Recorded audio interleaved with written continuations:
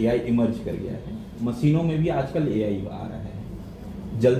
जल्दी हमें और प्रिसाइज भी चाहिए। एक मेरा जो कार्य है, मैं मीडिया से हूँ और आपका कार्य है एक डॉक्टर है। इन दोनों में कहीं डैमेज कंट्रोल हम लोग अगर कभी कर भी लेते हैं, मुझे नहीं लगता कि आपके क्षेत्र में कभी डैमेज हो तो उसको कंट्रोल भी कर पाएंगे। तो जल्दबाजी और टेक्निक, इन दोनों को आप कैसे बैलेंस कर पाते हैं?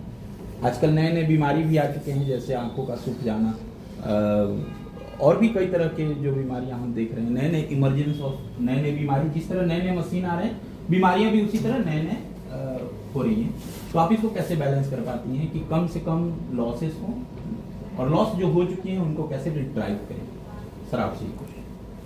पहले आपने पूछा एआई के साथ, तो एआई एक उभरती हुई चीज़ है, हम सब जान रहे हैं, पूरी दुनिया में एआई अपने उसके फायदे हो रहे हैं। तो मेडिकल साइंस में भी एआई का कुछ हद तक तो हम काफ़ी पहले से एआई यूज़ कर रहे हैं। एआई आर्टिफिशियल इंटेलिजेंस, हमारी मशीनों में एक नॉर्मेटिव डेटाबेस होता है, यानी कि उसने 1 करोड़ लोगों की आंख की जांच की, उससे उस मशीन ने समझा अच्छा ये नॉर्मल है और ये अब नॉर्मल है, उससे वो अपना निष्कर्ष निकालता है कि ये क्या बीमारी है या ये नहीं बीमारी है।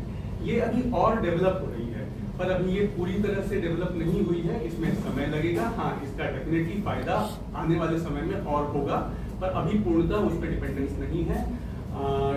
डॉक्टर्स की सलाह के साथ में ज़रूरत होगी, क्योंकि इलाज डॉक्टर करेगा, मशीन नहीं कर पाएगी। लेकिन एआई का डेफिनेटली फायदा हमें अपने मेडिकल फील्ड में भी होगा। हम बहुत सारा डेटा अपने दिमाग में स्टोर नहीं कर सकते, कंप्यूटर तो अनलिमिटेड डेटा स्टोर कर सकती है। तो जो अनलिमिटेड डेटा स्टोर करेगा, डेटा तो आज एकदम ज्ञान है, वो तो ज़्यादा ज्ञान स्टोर करेगा, तो वो हमें हमारी बीमारियों को डायग्नोज करने में मदद करेगा। अभी पूर्णतः डेवलप नहीं हुई है वो चीज़।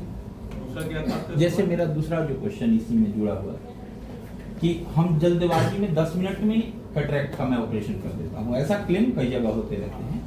तो जो 10 मिनट का जो टाइमिंग है, कि ऐसा नहीं लगता कि ये जो इंस्टीट्यूशन है और एक डॉक्टर, मरीज, ये 3 लोगों का पूल हम बनाए, तो ऐसा नहीं लगता इन प्रेशर में गलती होने की काफी संभावनाएं हैं? हमें समय की तरफ नहीं हमें प्रिसीजन की तरफ जानी चाहिए। बिल्कुल आपकी बात सही है, हम नहीं भागते हैं समय की तरफ।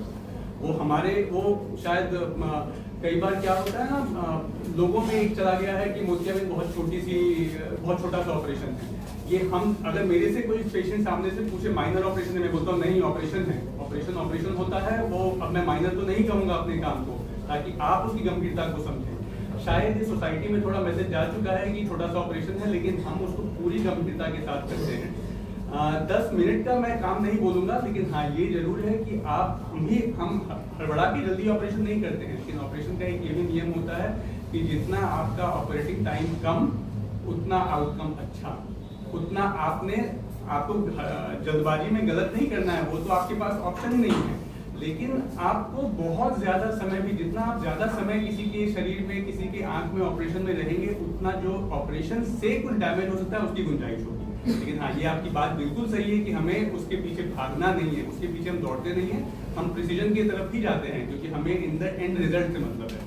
अगर 10 मिनट की जगह 15 मिनट लग गया तो कोई फर्क नहीं पड़ता है, उससे फर्क नहीं पड़ता है। पर हाँ, बहुत ज्यादा अगर सपोज कोई 10 मिनट की सर्जरी है, उसको हम 1 घंटे में करेंगे तो उतने समय तक आंख में डैमेज के चांस ज्यादा होंगे। तो वो बैलेंस हमें बना के चलना होता है। आपका सवाल बिल्कुल सही था कि हमें उस रेस के पीछे नहीं भागना है, समय के रेस के पीछे, हमें प्रिसीजन के पीछे भागना, और हम उसी के पीछे ही रहते हैं। एक मेरा लास्ट प्रश्न है आपसे कि भारत के भूभागों पर 0.1% माइनिंग एरियाज है जहाँ पे खदान है, लेकिन approximately 10% of people directly or indirectly they are facing a lot of eye disease। एक आँखी ऐसा ऑर्गन है जो सेंसिटिव और इतना हमारे इन्वायरमेंट की तरफ खुला हुआ है।